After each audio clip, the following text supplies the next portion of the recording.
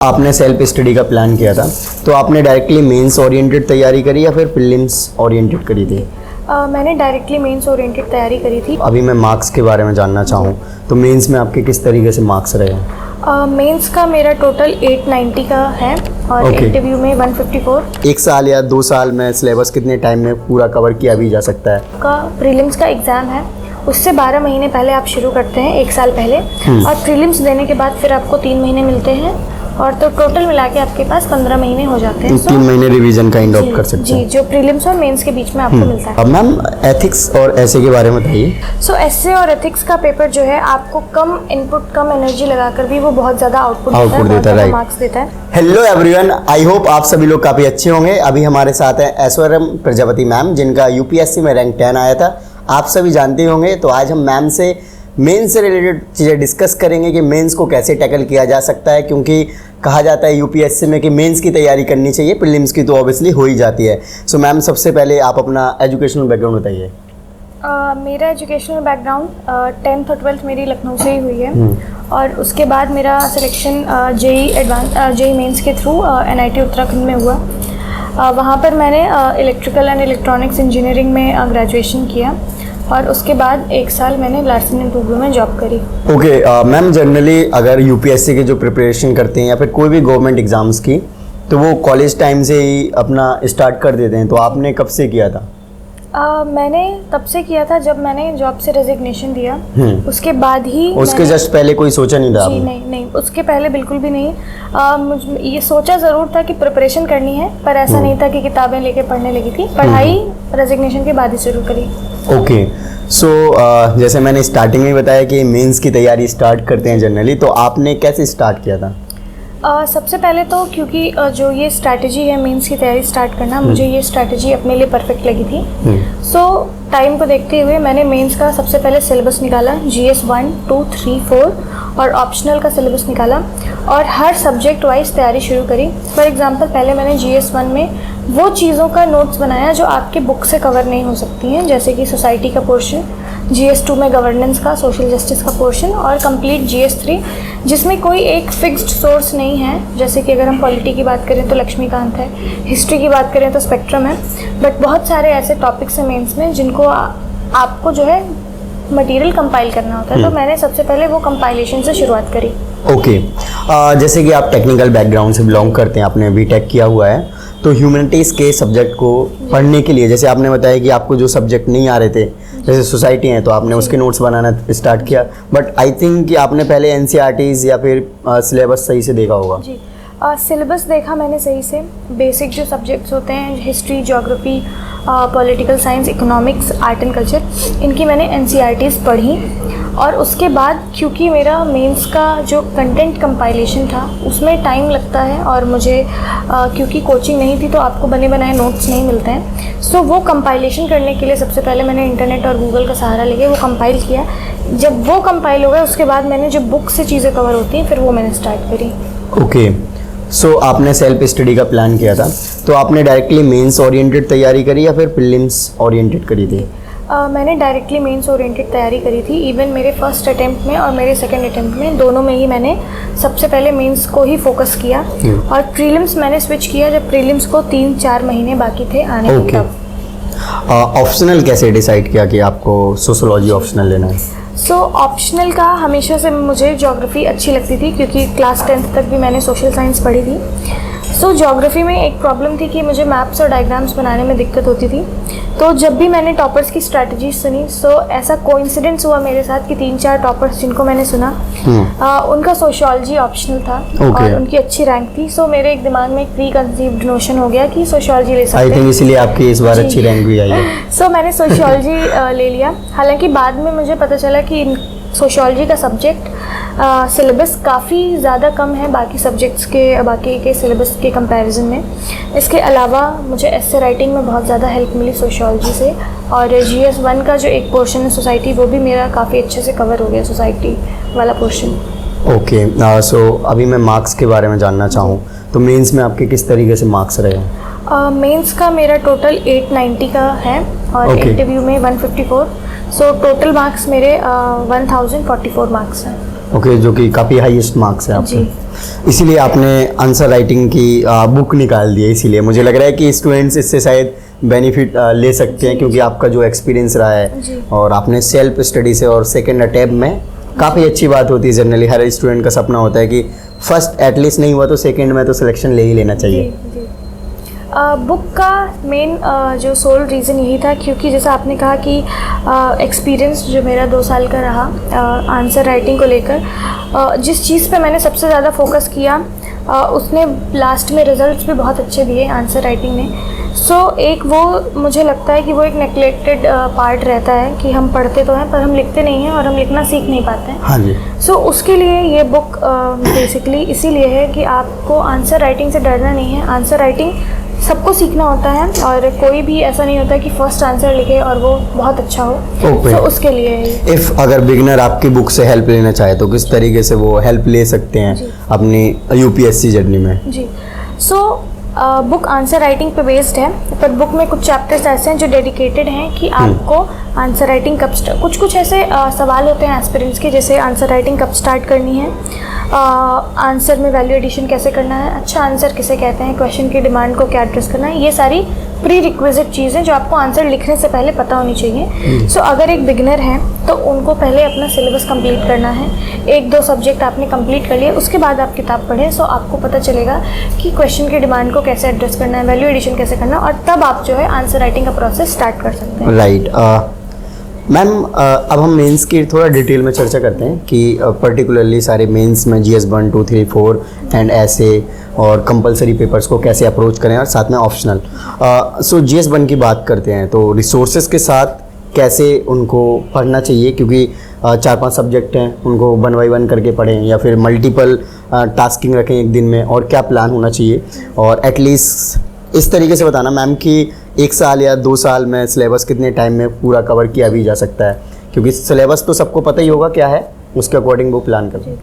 सो जो सिलेबस आपका है वो मुझे ऐसा लगता है कि 12 से 15 महीने में आप कंप्लीट कर सकते हैं। 12 से 15 महीने। जब भी आपका प्रीलिम्स का एग्ज़ाम है उससे 12 महीने पहले आप शुरू करते हैं, 1 साल पहले, और प्रीलिम्स देने के बाद फिर आपको 3 महीने मिलते हैं, और तो टोटल मिला के आपके पास 15 महीने हो जाते हैं। 3 महीने रिवीजन काइंड ऑफ कर सकते हैं। जी, जो प्रीलिम्स और मेंस के बीच में आपको मिलता है। सो 12 से 15 महीने में साल 1.5 साल के उसमें आप आराम से सिलेबस कंप्लीट कर सकते हैं अगर आप सिंसियर हैं तो। मल्टीटास्किंग करनी है या सिंगल सब्जेक्ट लेना है, ये डिपेंड करता है कि आपको कैसे पढ़ना अच्छा लगता है। मैं हमेशा सिंगल सब्जेक्ट लेती थी और मैं उसको पढ़ती थी। अगर मुझे, और हमेशा मैं टेस्ट सीरीज़ के अकॉर्डिंग पढ़ती थी कि टेस्ट मुझे देना है। अगर हिस्ट्री का पेपर लिखना है सो मैंने 3 दिन लगा के हिस्ट्री को पूरा A to Z पढ़ लिया, NCERT पढ़ ली, स्पेक्ट्रम पढ़ ली, इसके अलावा जो भी मेरे छोटे मोटे नोट्स थे इधर उधर से बिखरे हुए उनको पढ़ लिया, और फिर मैंने पेपर दे दिया। फिर अगर मुझे पॉलिटी का पेपर देना है सो मैंने A to Z पॉलिटी पढ़ ली। सो मेरा ये रूटीन रहता था। मैं थोड़ा टेस्ट सीरीज़ को फॉलो करती थी जो भी मैंने अपने लिए ले रखी थी। डिपेंड करता है कि कैसे आपको पढ़ना अच्छा लगता है। कभी कभी एक ही सब्जेक्ट पढ़ना बोरिंग हो जाता है, सो आप 2 सब्जेक्ट कर सकते हैं, डे हाफ में डिवाइड कर सकते हैं कि कुछ घंटे आपने हिस्ट्री पढ़ा, कुछ घंटे आपने पॉलिटी पढ़ी। क्या रिसोर्सेज क्या फॉलो करें? क्या आपने कोई कोचिंग का स्टडी मटेरियल भी मतलब रेफ़र किया था? जैसे विजन, बाजीराम, इंग्लिश मीडियम में तो ये काफ़ी चलते हैं, और भी काफ़ी कोचिंग्स आ गए हैं, उनका भी चल रहा है आज के टाइम।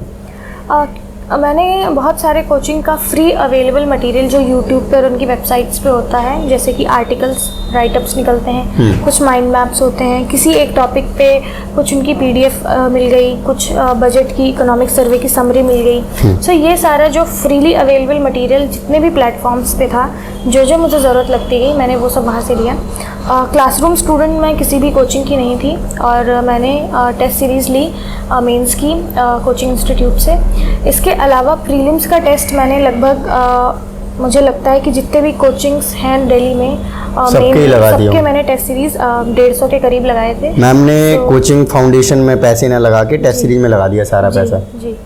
ओके, ये सही किया। हाँ। ओके, इसके रिसोर्सेज बताइए ना मैम। बुक्स क्योंकि बुक्स बुक्स का जो मेंस के लिए आप पूछ रहे हैं, सो NCERT सारे सब्जेक्ट्स की, हिस्ट्री, ज्योग्राफी, पॉलिटी, इकोनॉमिक्स और आर्ट एंड कल्चर और एनवायरनमेंट, ये 6 सब्जेक्ट्स का सेम रिसोर्स जो प्रीलिम्स में फॉलो करना है वही है।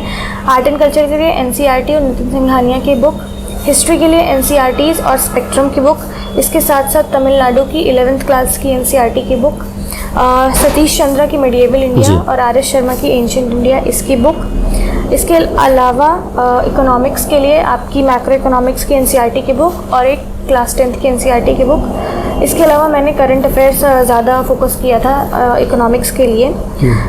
पॉलिटिकल साइंस में कम्प्लीटली मैं लक्ष्मीकांत पे रिलाई किया था मैंने, लेकिन करंट अफेयर्स से सप्लीमेंट किया था। और एनवायरनमेंट के लिए शंकर आईएएस की बुक और करंट अफेयर्स। तो बेसिकली जो भी स्टैटिक रिसोर्सेज थे जो मार्केट में चलते हैं या जो टॉपर्स पढ़ते हैं वही पढ़ा, बट करंट अफेयर्स की मैगजीन मैंने बहुत अच्छे से पढ़ी।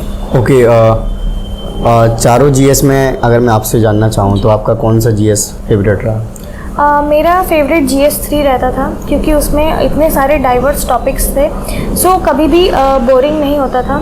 GS 1 में आपको हिस्ट्री खुद में ही एक बड़ा सब्जेक्ट है, GS 2 में पॉलिटी खुद में ही एक बहुत बड़ा सब्जेक्ट है, पर GS 3 में छोटे छोटे टॉपिक्स हैं, कोई ऐसा बड़ा सब्जेक्ट नहीं है, सो उसमें इंटरेस्ट बना रहता था। ओके मैम, एथिक्स और ऐसे के बारे में बताइए, क्योंकि ये काइंड ऑफ गेम चेंजर होते हैं, क्योंकि कई बार मार्क्स काफ़ी अच्छे आते हैं स्टूडेंट्स के और कई बार बहुत ही कम रह जाते हैं, जिसमें कि फाइनल मार्किंग में और रैंकिंग में इम्पैक्ट आता है।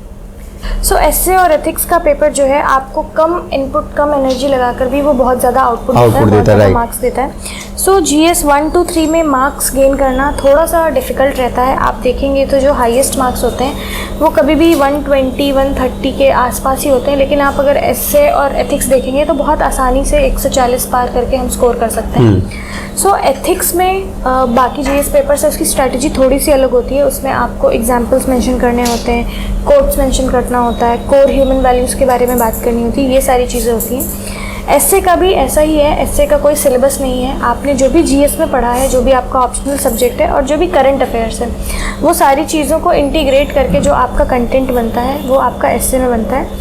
थोड़ी सी क्रिएटिव राइटिंग, थोड़ा सा जो अपनी क्रिएटिविटी GS के पेपर्स में नहीं दिखा सकते वो आप एथिक्स और एसए में दिखा सकते हैं। सो इनकी प्रिपरेशन करने का जो मेरा तरीका था वो टॉपर्स की कॉपीज़ थी। मैंने बहुत सारे कम से कम 15-20 टॉपर्स की कॉपीज़ से भी ज़्यादा एथिक्स के पेपर सॉल्व किए। उनके जो भी इंपॉर्टेंट चीज़ें थी कि अगर वो कोट्स यूज़ करते हैं सो मैं उनको कॉपी कर लेती थी। एसए का बहुत ज़्यादा मैंने स्ट्रक्चर बनाया दूसरों की कॉपी से देख के और वैसे सीखा। ओके, जैसे कि आपने बोला कि क्रिएटिव आंसर राइटिंग होती है, तो आई थिंक गर्ल्स काफ़ी क्रिएटिव लिखती हैं, साथ ही उनकी राइटिंग भी अच्छी होती है और क्रिएटिविटी काफ़ी होती है गर्ल्स में, देखा जाता है। तो इसका बेनिफिट आपको लगता है कि मिलता है गर्ल्स को? क्योंकि अगर रिजल्ट्स देखें तो रैंकिंग गर्ल्स की काफ़ी अच्छी रही है, ऑल्दो इस बार थोड़ा सा नंबर नहीं आ पाया, अदरवाइज कुछ प्रीवियस ईयर के रिजल्ट्स को देखें तो टॉप पे गर्ल्स रहे हैं। सो नहीं, इस बार भी अच्छा है, टॉप 10 में 6 तो लड़कियां हैं। हाँ वही। तो आंसर राइटिंग की क्रिएटिविटी का जहाँ तक बात है, एक अगर जिसको क्रिएटिविटी आती है राइटिंग, खासकर कि एसए में, क्योंकि आपको वहीं स्पेस मिलता है अपनी क्रिएटिविटी दिखाने का। बाकी GS में आपको वो क्रिएटिविटी नहीं दिखानी होती है, क्योंकि वहाँ पर आपको फिक्स्ड स्पेस में आंसर्स लिखने होते हैं। ज़रूर एज मिलता है। पर ऐसी चीज़ नहीं है कि आपको नेचुरली आनी चाहिए, आप जो है इसको सीख भी सकते हैं। जैसे कि मुझे नेचुरली मैं कहूँगी नहीं आती थी, मैंने क्रिएटिविटी सीखी। कैसे सीखी? टॉपर्स की कॉपीज़ में मैंने देखा कि किसी ने सेल्फ रिटन पोएम लिखी है, मैंने वो कोशिश करा और मुझे अच्छा रिजल्ट मिला। मेंटर्स ने अप्रिशिएट किया जब कॉपी चेक होकर आती थी, मैंने उसको अप्लाई किया। ऐसा आप सीख सकते हैं कुछ क्रिएटिव एलिमेंट्स। और हैंड राइटिंग की जो बात आप बोल रहे हैं कि अच्छी होना डेफिनेटली एक एज देता है, क्योंकि जितनी साफ़ आपकी कॉपी रहेगी उतना एक साइकोलॉजिकल इम्पैक्ट पड़ता है एग्जाम पे। पर जिसकी ख़राब है, जिसकी अच्छी नहीं है, वो भी ऐसे प्रैक्टिकल चीज़ें ट्राई कर सकते हैं कि स्पेसिंग दें, नीट एंड क्लीन लिखें, छोटा लिखें, ये सारी चीज़ें। ओके, आई थिंक जिनके आंसर हैंड राइटिंग अच्छी नहीं है तो ट्राई भी कर सकते हैं थोड़ा अच्छा बनाए। राइट, कंपलसरी पेपर के बारे में आपने कैसे किया? क्योंकि आपका बैकग्राउंड बीटेक रहा है और देन आप यूपी से बिलोंग करते हैं, तो हिंदी में आई थिंक बहुत ज़्यादा करने की ज़रूरत नहीं रही होगी। जी बिल्कुल। ऐसा नहीं है कि यूपी से बिलोंग करते हैं और हिंदी में करने की ज़रूरत नहीं, मेनली हिंदी में ही करना पड़ा मेहनत, इन द सेंस कि जो बोलचाल की भाषा होती है हिंदी और जो हम किताब में लिखते हैं उसमें बहुत अंतर होता है। जो किताब में लिखी होती है या फिर जो हम पेपर में लिखते हैं उसमें बहुत अंतर होता है। सो इंग्लिश में क्योंकि हम उसी मीडियम में पढ़ रहे थे तो आसानी थी। सो मैंने ये किया कि मैंने एक किताब खरीदी जिसमें प्रीवियस ईयर पेपर सॉल्व थे और पहले मैंने देखा कि पूछा क्या क्या जाता है। 300 नंबर का पेपर है, आपको 75 नंबर लेकर आने हैं। उसमें आपको निबंध लिखना होता है, इंग्लिश टू हिंदी ट्रांसलेशन करना होता है, कुछ ग्रामर के क्वेश्चंस होते हैं। सो एक दो बार आप उसका सोल्यूशन देख लीजिए। कुछ इंपॉर्टेंट चीज़ों का इंग्लिश में ट्रांसलेशन जैसे कि कनेक्टिंग वर्ड्स या फिर कोई ऐसे कॉमन चीज़ जो इंग्लिश में जिसे हम डेमोक्रेसी बोलते हैं तो हिंदी में लोकतंत्र बोलते हैं। सो ये सारी कुछ कुछ चीज़ें आप ऐसे देखते रहिए, पढ़ते रहिए ताकि आपको लगे कि हाँ ठीक है, अगर लिखने को आएगा तो एक नॉर्मल भाषा तो आप लिख लेंगे। इसके उतना शुद्ध नहीं चाहिए कि आत्मा के अंतःकरण से नहीं, कुछ काइंड ऑफ ऐसा शुद्ध बिल्कुल नहीं चाहिए। शुद्ध चाहिए आपको जीएस के पेपर्स में, क्योंकि ये सिर्फ और सिर्फ आपको पासिंग मार्क्स लेकर आने हैं तो आप बहुत आसानी से कर सकते हैं। ओके मैम, ऑप्शनल सबके डिफरेंट होते हैं तो एटलीस्ट आपको क्या लगता है कि ऑप्शनल को बाकी जीएस सब्जेक्ट के साथ में लेके चलना चाहिए या फिर जीएस पहले कवर कर लो क्योंकि वो प्रीलिम्स में भी पूछे जाते हैं एंड देन प्रीलिम्स क्लियर होगा तभी तो आप मेंस में जा पाओगे, तो कब उसके लिए टाइम देना चाहिए? ऑप्शनल का स्ट्रैटेजी सबका अलग अलग रहता है। कुछ लोग उसे बाद में करते हैं, कुछ जीएस के साथ करते हैं। मेरी जो स्ट्रैटेजी थी वो थी कि पहले मैं जीएस का कुछ पोर्शन कंप्लीट कर लूँ, उसके बाद मैं ऑप्शनल करूँगी, क्योंकि मैं एक टाइम पर एक चीज़ करती थी। तो जैसे कि अगर मुझे लगा कि जीएस 1 और 2 मेरा कंप्लीट हो गया है, मैंने एटलीस्ट कंटेंट कंपाइल कर लिया है, सो फिर मैंने ऑप्शनल अपना शुरू कर दिया। और ऑप्शनल शुरू कर दिया तो 15-20 दिन अब ऑप्शनल ही चलेगा, उसके बाद फिर मैं जीएस पे वापस आऊँगी। तो मैं ऐसे स्विच करती रहती थी। बाकी साथ में भी लेकर चल सकते हैं अगर ह्यूमैनिटीज़ के ही सब्जेक्ट हैं या फिर वही सब्जेक्ट्स हैं जो आपके मेंस में ही हैं, जैसे हिस्ट्री हो गया, सो आप साथ में लेकर भी चल सकते हैं। ओके, जो पीवाईक्यू हैं काफ़ी इंपॉर्टेंट है, स्पेशली अगर मेंस पर्सपेक्टिव से देखें, क्योंकि डायरेक्टली क्वेश्चंस तो नहीं आएंगे बट सिमिलर आ जाते हैं। अगर आप वो आंसर जो पीवाईक्यू में लिखा होगा वो इस क्वेश्चन में लिख के आ जाओगे तो एटलीस्ट मार्क्स अच्छे मिल ही जाएंगे। तो पीवाईक्यू आपने कैसे अप्रोच किया था, मतलब कितने साल के लगाए और क्या लगाने का तरीका था? पीवाईक्यूज़ बहुत ज़्यादा इंपॉर्टेंट हैं। 2 ही चीज़ें इस एग्ज़ाम में इंपॉर्टेंट हैं, वो है सिलेबस और पीवाईक्यूज़। पीवाईक्यूज़ से आपको पता चलता है, सिलेबस से आपको पता चलता है कि क्या क्या पढ़ना है, और पीवाईक्यूज़ से पता चलता है कितना पढ़ना है। सो जो डेप्थ आपको पढ़नी है, कितनी आपको चाहिए, वो पीवाईक्यूज़ बताएगा। मेरा जो स्ट्रैटेजी थी, मैंने 2014 के बाद से सारे पीवाईक्यूज़ देखे जो मुझे लगा कि ये मुझे बुक में मिल गए या फिर इसके नोट्स हैं मेरे पास, वो मैंने छोड़ दिए। और जो मुझे लगा कि ये एक अलग क्वेश्चन है जिसका मेरे पास नोट या आंसर नहीं है, सो उसको मैंने एक वर्ड में लिखकर उसका आंसर प्रिपेयर कर लिया। थीम्स, जैसा कि आपने बोला कि रिपीट होती हैं, बहुत सारी थीम्स रिपीट होती हैं जीएस में। सो जब आपकी पीवाईक्यूज़ का पे पकड़ है, सो आप बहुत आसानी से ये गॉज कर पाते हैं कि कितना आपसे पूछा जाएगा, कितनी डेप्थ तक पूछा जाएगा। ओके, आंसर राइटिंग की बात होती है सबसे ज़्यादा मेंस में, अगर देखा जाए आंसर राइटिंग अच्छी कर लो, बट आंसर राइटिंग कब स्टार्ट करनी चाहिए? एक बार सिलेबस ख़त्म कर ले तभी तो आप कुछ लिख पाओगे, जब पता ही नहीं है तो क्या ही लिख पाओगे? सो एक जो ये धारणा है कि मेरा सिलेबस ख़त्म हो जाएगा फिर मैं आंसर राइटिंग स्टार्ट करूँगा, ये बहुत गलत धारणा है। क्योंकि यूपीएससी का एग्ज़ाम ऐसा है कि आपको लास्ट डे तक भी यही लगेगा कि आपका कुछ छूट रहा है, आपका सिलेबस कंप्लीट नहीं है। और एकदम स्टार्ट में जब आपको कुछ भी नहीं पता तब भी आंसर लिखना, ये भी एक गलत बात है। सो जो सही टाइम होता है मेरे हिसाब से कि आप किन्हीं 1 या 2 सब्जेक्ट को आप पकड़ लें और आप उस सब्जेक्ट के आंसर्स लिखें। फॉर एग्जांपल, अगर आपने हिस्ट्री पढ़ ली, क्योंकि जो आपकी टेस्ट सीरीज़ होती हैं वो भी ऐसे ही आती हैं सब्जेक्ट वाइज कि उनमें कभी हिस्ट्री के टेस्ट होंगे, 20 क्वेश्चन हिस्ट्री के होंगे, अगले दिन कभी पॉलिटी का टेस्ट होगा तो 20 क्वेश्चन पॉलिटी के होंगे। सो सब्जेक्ट वाइज अभी मैंने तैयारी शुरू करी, 1 महीने में मैंने 2 सब्जेक्ट्स पढ़े, हिस्ट्री और पॉलिटी। हाँ, तो मैंने सेक्शनल टेस्ट दे दिए। सो इस तरीके से आप कर सकते हैं। जब आप थोड़ा सा जल्दी शुरू करेंगे सो आपके पास टाइम रहेगा सुधार करने का। ओके, सो आपने बोला था कि आपके पास मेंटर थे, सो मेंटर का रोल कितना इम्पोर्टेंट है या फिर किस तरीके से मेंस की प्लानिंग और करनी चाहिए, प्लानिंग कितनी ज़रूरी है? सबसे इम्पॉर्टेंट पार्ट प्लानिंग का होता है। अगर आपने प्लानिंग सही करी है फिर आप एग्जीक्यूशन उसके हिसाब से करेंगे, सो रिजल्ट्स अच्छे आएंगे। सो प्लानिंग, मेरी जो प्लानिंग थी वो स्ट्रेटेजिक थी कि मुझे पहले मेंस करना है, ऑप्शनल करना है और उसके आंसर्स लिखने हैं। इसी प्लानिंग के चलते मैं अपना फर्स्ट प्रीलिम्स मिस आउट कर गई थी, हालांकि उसका फ़ायदा मुझे ज़रूर मिला।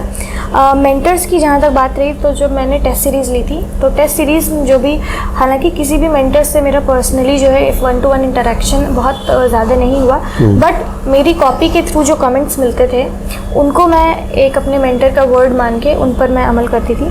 सो इम्पॉर्टेंट है रोल, कोई भी आपका मेंटर हो सकता है जो आपके आंसर्स को इवैल्यूएट करे और उसमें जो लूप होल्स है वो आपको बताए। बस आपको अपनी गलती कोई बता दे, वही एक मेंटरिंग का पार्ट जो है आपको रिक्वायर्ड है, क्योंकि हम अपनी गलतियाँ हमेशा मिस आउट कर जाते हैं।